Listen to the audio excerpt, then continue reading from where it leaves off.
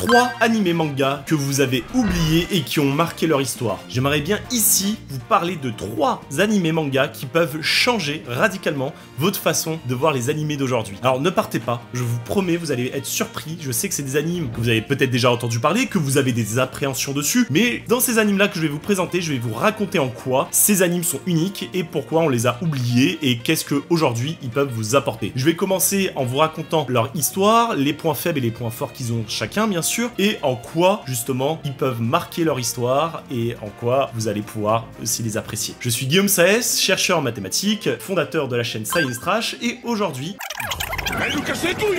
N'hésitez pas à mettre un petit like, à vous abonner, à me soutenir dans ce projet, dans cette chaîne, vous allez voir ça va être génial. Et on va commencer tout de suite avec le numéro 1. Mon premier anime que j'aimerais bien vous présenter aujourd'hui, c'est Gundam Seed. Alors je vais dire Gundam, partez pas. Gundam Seed, je sais, des mechas, je déteste. Beaucoup de gens n'aiment pas forcément les mechas et en fait il y a une fausse appréhension sur les Gundam. Je suis désolé, Gundam Seed, bon bien sûr c'est des mechas. Mais en fait, le cœur de l'histoire, c'est pas des mechas, et je me souviens bien, Chauve, de la chaîne de Manga Trash, qui en a bien parlé une fois. Gundam Seed, c'est avant tout de la politique. Et c'est un anime de politique. Alors, si vous n'êtes pas friand de politique... je vais boire... Si vous n'êtes pas friand de politique, je sais que ça peut vous faire peur, mais Gundam Seed est un animé excellent en termes de scénario, de construction et d'évolution dans le temps.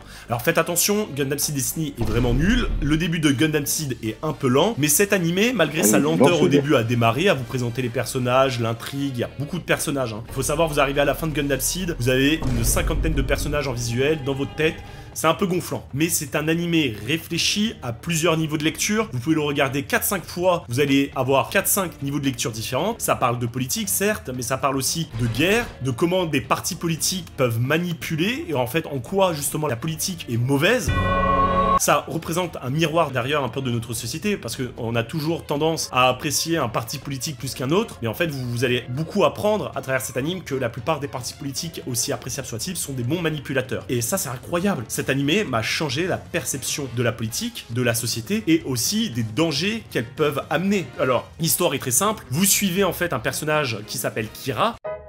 Qu'est-ce que tu caches sous ton sourire? Qui est en quelque sorte une sorte de héros à l'anime, qui a beaucoup de capacités pour manipuler des mechas, donc les Gundam, et qui va s'en servir contre son camp.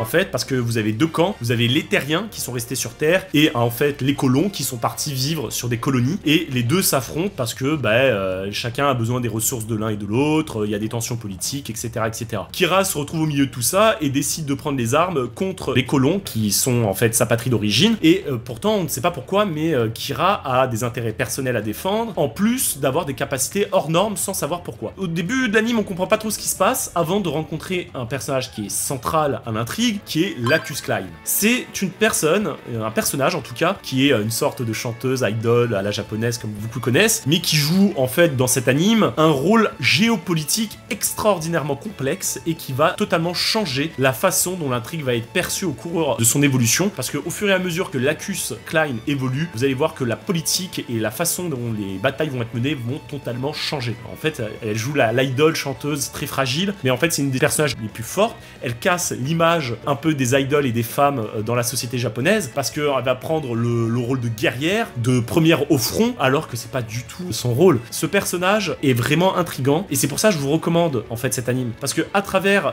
tous les aspects méca, j'aime pas trop, politique c'est complexe, mais derrière on découvre qu'en fait il y a des intrigues vachement bien développées, intéressantes et qui sont limpides. Donc je vous conseille d'aller découvrir Gundam Seed si vous l'avez pas découvert, et si vous aimez, vous avez apprécié Gundam Seed, je vous déconseille la suite Gundam Seed Destiny, mais je vous recommande d'aller voir Gundam Wing, qui est voilà, un peu plus vieux, tout aussi intéressant, avec une autre approche géopolitique. Enfin, hormis la partie Gundam et politique, le deuxième anime que je recommande et qui a été un peu oublié de notre siècle et de notre temps, c'est Hajime no Ippo. C'est un animé de boxe qui est connu, que vous avez sûrement entendu parler, et qui, voilà, qui ne plaît pas forcément parce que c'est un peu vieux, on peut se dire c'est les styles de combat un peu à l'ancienne, mais en fait, ce qui est intéressant dans Hajime no Ippo, c'est un peu les difficultés que le personnage apprend. Il perd, il prend des coups, il en chie, il est pas bon, ses techniques, ils sont désuètes. Moi, j'ai arrêté l'anime à un moment où, bon, il a la technique qui est assez connue, le Denshi Roll. Alors, Denshi Roll, c'est...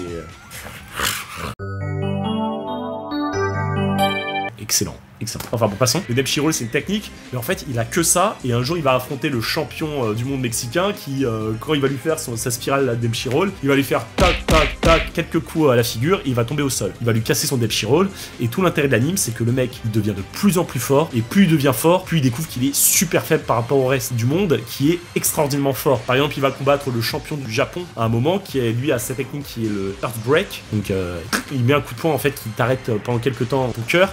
Bon, enfin, un peu la délire japonaise, c'est excellent.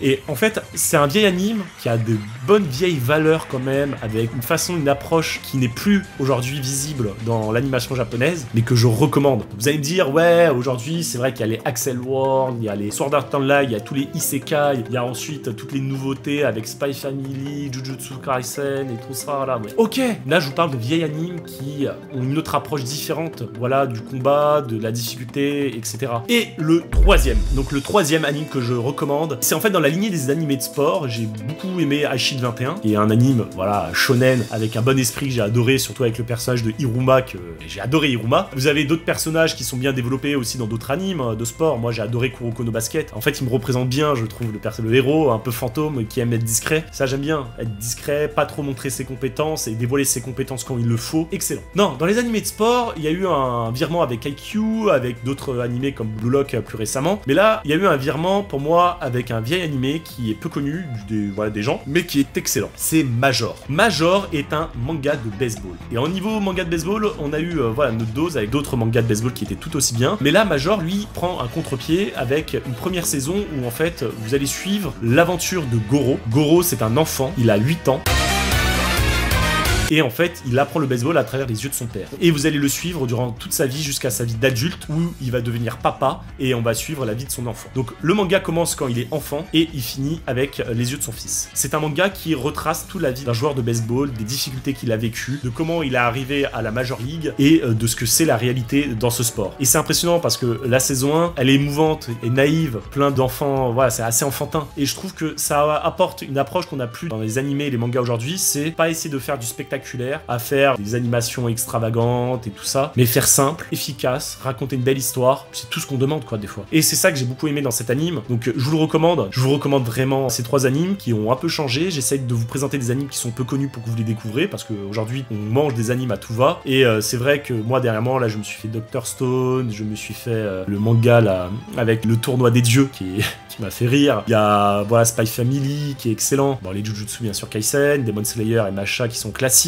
Mais essayez de sortir de tout ça. Découvrez les vieux animes, les GTO. Il y a la loi de Wiki. Voilà, j'essaierai de faire d'autres vidéos qui vont vous parler de ces animes, qui vont vous dire qu'est-ce que c'est, ces vieux animes que vous ne connaissez pas forcément. Busorenkin, vous connaissez pas. Voilà, je vais vous présenter tout ça. Les mangas de Clamp, Cross ou Tsubasa Reservoir Chronicle. Voilà, je vais vous présenter des animes qui sont peu connus et qui en valent le coup de temps en temps sur cette chaîne. N'hésitez pas donc à mettre un like, à vous abonner, à me dire ce que vous en pensez. Vous pouvez ne pas être d'accord avec moi, hein. Dites-moi tout ça dans les commentaires. Moi, je vous dis à bientôt pour une nouvelle vidéo. Ciao les amis!